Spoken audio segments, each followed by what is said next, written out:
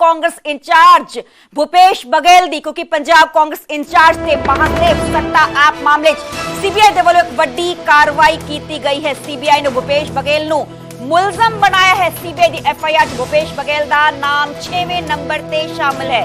छत्तीसगढ़ के साबका सीएम ने भूपेश बघेल जिन्हां ते कमीशन लैंड का बड़ा इल्जाम एलीगेशन लग्या है। इस मामले सीबीआई ने भूपेश बघेल के घर च पिछले दिनों रेड भी की 4 थावां ते दबिश दी गई सी। सीबीआई दे ਵੱਲੋਂ रेड की गई सी। सीबीआई ने कुल 21 लोगों को इस पूरे मामले च केस च मुलजम बनाया ते वड्डी कार्रवाई सीबीआई दे ਵੱਲੋਂ की गई है। सीबीआई ने भूपेश बघेल को मुलजम बनाया है। हाल ही भूपेश बघेल को पंजाब कांग्रेस का इंचार्ज थापिया गया सी। पंजाब फेरी ते भी आए सी। पंजाब नूं भी लैके इसकी सियासत पक्की सी, जो कि पंजाब कांग्रेस प्रधान राजा वड़िंग ने इस गल का जिक्र किया कि पोलिटिकल वेंडर के तहत पूरी कार्रवाई की गई है। छत्तीसगढ़ के साबका सीएम ने भूपेश बघेल ते सीबीआई की एक बड़ी कार्रवाई निकल के सामने आई है। सीबीआई की एफआईआर भूपेश बघेल का नाम 6वें नंबर ते शामिल है। छत्तीसगढ़ के साबका सीएम भूपेश बघेल ते कमीशन लैंड के इल्जाम लगे ने कि महादेव सट्टा जो ऐप पूरा मामला है घोटाला है, उस सीएम साबका सीएम भूपेश बघेल ने कमीशन लई सी। ते इस मामले ही सीबीआई ने भूपेश बघेल के घर च रेड की सी। 4 थावां ते दबिश दी गई सी। मेरे नाम में होगी शंकर आनंद फोन लाइन से जुड़े हुए ने। शंकर, सीबीआई का बड़ा एक्शन। निश्चित तौर पर देखिए, जिस तरह से केंद्रीय जांच एजेंसी सीबीआई के द्वारा एक एफआईआर जो रजिस्टर्ड किया गया है, उस एफआईआर में तत्कालीन मुख्यमंत्री भूपेश बघेल को भी आरोपी के तौर पर बताया गया है, जिनका भूपेश बघेल का का नंबर जो है आरोपी नंबर 6 बनाया गया है।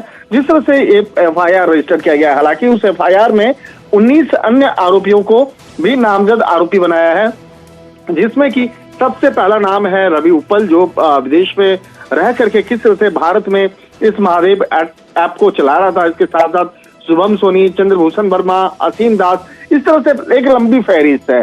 और इसके साथ साथ कई जो ब्यूरोक्रेट, कई पुलिस वाले, उन लोगों के बारे में भी इस एफआईआर में जिक्र है।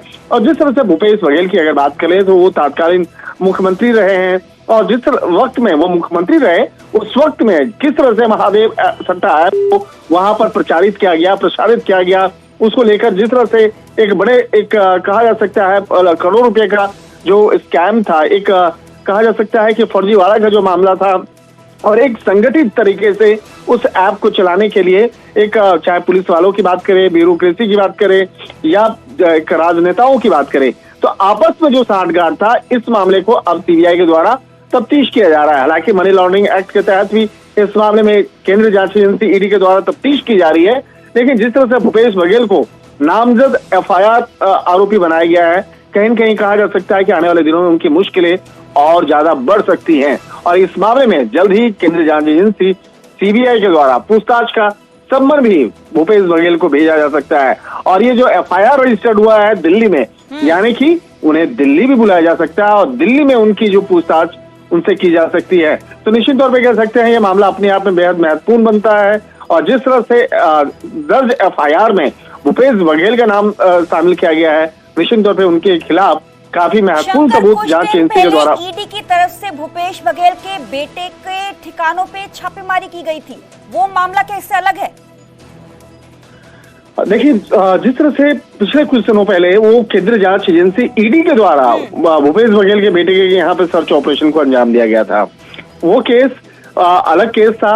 ये जो केस है एक नया केस है, और ये इस नए केस में पिछले कुछ समय पहले ही सीबीआई की एंट्री हुई है। सामान्य तौर पे आप देखते हैं कई ऐसे मामले जो होते हैं, पर सीबीआई की एंट्री होती है, सीबीआई के द्वारा एफआईआर रजिस्टर्ड होता है, उसके बाद ईडी की एंट्री होती है। लेकिन यहाँ पे थोड़ा सा टर्न मामला जो है लेता हुआ नजर आ रहा है। ईडी की एंट्री पहले हुई। ईडी इस मामले में एक मनी लॉन्ड्रिंग से जुड़ा हुआ एक मामले में तफ्तीश कर रही थी। उसके बाद दूसरा एक एफआईआर रजिस्टर्ड होता है। इस दूसरे एफआईआर में भूपेश बघेल का नाम शामिल है, और ये जो एफआईआर है वो सीबीआई की एफआईआर है। तो सीबीआई की एंट्री बाद में हुई है इस केस में। तो एक जो नया एफआईआर रजिस्टर्ड किया गया है उसमें 19 लोगों का नाम है, और इसके साथ साथ 20वें आरोपी के तौर पे उसमें लिखा गया है एफआईआर में कि कई राजनेता, कई ब्यूरोक्रेट्स और ओएसडी समेत अन्य लोगों की जो भूमिका है उसमें नामजद नहीं किया है, लेकिन उसमें लिखा गया उसके बारे में उनको भी आरोपी बनाया गया है। जो इन्वेस्टिगेशन में नाम सामने आता जाएगा उन लोगों का नाम शामिल किया जाएगा। तो एक तरह से कहा जा सकता है कि अगर इतना लंबा चौड़ा FIR रजिस्टर्ड किया गया है, तो आने जिसमें वाले 20 दिनों में लोगों को हम आरोपी कह सकते हैं कि भूपेश बघेल की जो मुश्किलें हैं और बढ़ सकती हैं। बहुत बहुत शुक्रिया शंकर, हमें पूरी जानकारी देने के लिए।